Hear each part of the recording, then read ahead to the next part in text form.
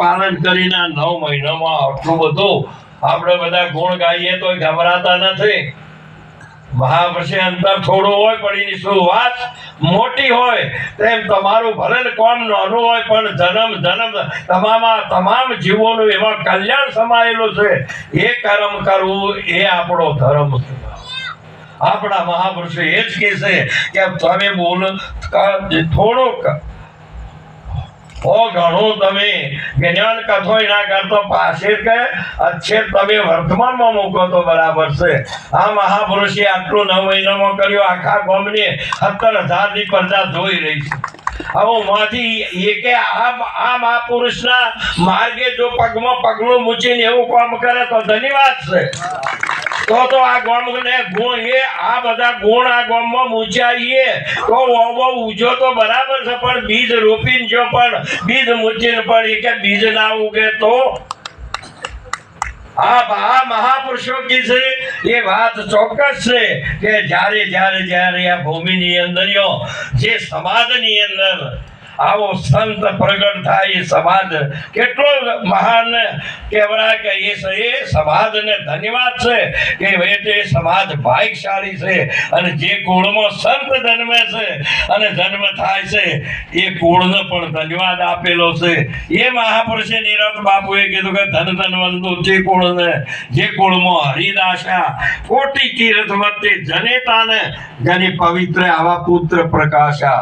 વેદ પુરાણ ભાગવત વંદે ગીતા ગોચર ગાવે ત્રિભુવન તારણ દેવના દેવ મહિમા કયો ન જાય. મહાપુરુષે નરસિંહ મહેતાજી એક પદની અંદર કીધું કે કામ ક્રોધ व्यापे मोह माया व्यापे नहीं उनको डर वैराग देना मन में राम नाम सो ताड़ी लागी सकल तीरथ ना तन्मो वण लोभी ने कपट रहित से काम क्रोध जेने निवार्या ભણે નરસૈયો તેનું દર્શન કરતો કુળ 71 તાર્યા. એક સંતનું દર્શન કરવાથી કે આ તમારા સમાજમાં જો ગલત થાય તો 71 પણ હોય.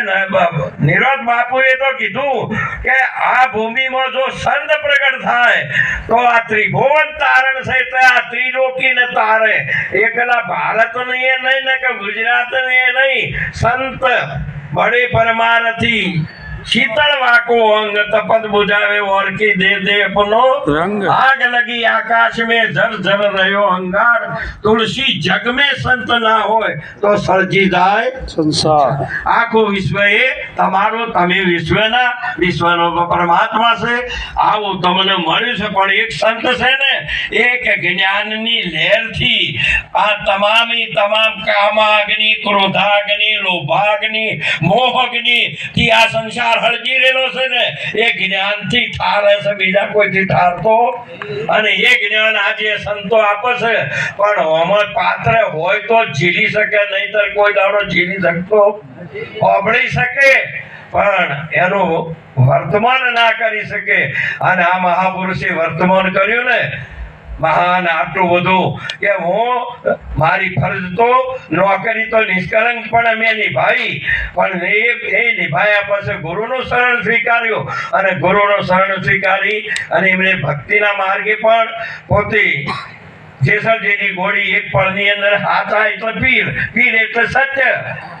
પીર એટલે મહાપુરુષે કીધું છે કે ગુરુ કહેવાય, બીજું કોઈ કહેવાય, સંત કહેવાય, આત્મા કહેવાય. પીર એટલે બીજો શબ્દ કોઈ આવતો. આવા મહાપુરુષોને એથી એમને કીધું કે મેં જે કુળમાં જન્મ લીધો છે, જે ગામની અંદર જે ભૂમિની ઉપર મેં જન્મ લીધો છે અને જે ગામનું મેં લૂણ ખાધું છે અને મને વડીલોએ મને આશીર્વાદ આપ્યો છે એના ગુણ મારે અહીંયા પૂરા કરવાના છે. જેમ કે સમાજનું ઋણ, ગામનું ઋણ, જે કોઈ દેશમાં જન્મ્યા એ દેશનું ઋણ, જે ધર્મમાં જન્મ્યા એ ધર્મનું ઋણ. અને તમે આ બધા ઋણ ચૂકવીને પ્રભુનું ભજન કરીને તમારે મોક્ષ મેળવવા માટે મળ્યો. આ મહાપુરુષે કીધું કે મેં સમાજનું અને ગામનું ઋણ ચૂકવવા માટે એકવાર મારે સરપંચ થવું છે. કોઈ લેવા થવું, મારે દેવા માટે જવું છે. મારે લેવા માટે ના તો બધા થોય છે તો લેવા માટે.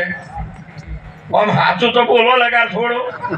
આમ એમને થોય છે બધા પોતાનું ખર્ચવા માટે જનેતા બાળક એ જન્મે આપે છે ને એ દૂધ એનું પાવા માટે અને આ બકરીઓ ને બધી દિવસે ને અહીંયાના બચ્ચો માટે તમે રાખતા નથી તો તમે દોવા માટે રાખો કેમ મહાપુરુષે તમે પરમારથી બનો સંત બળે પરમારથી શીતળવા કો અંગ એના જેવો કોઈ બીજો પરમારથી નથી બાપ આવા એક થોડો સમયમાં એમને પરમાત્મા એ વીજળીના ચમકારા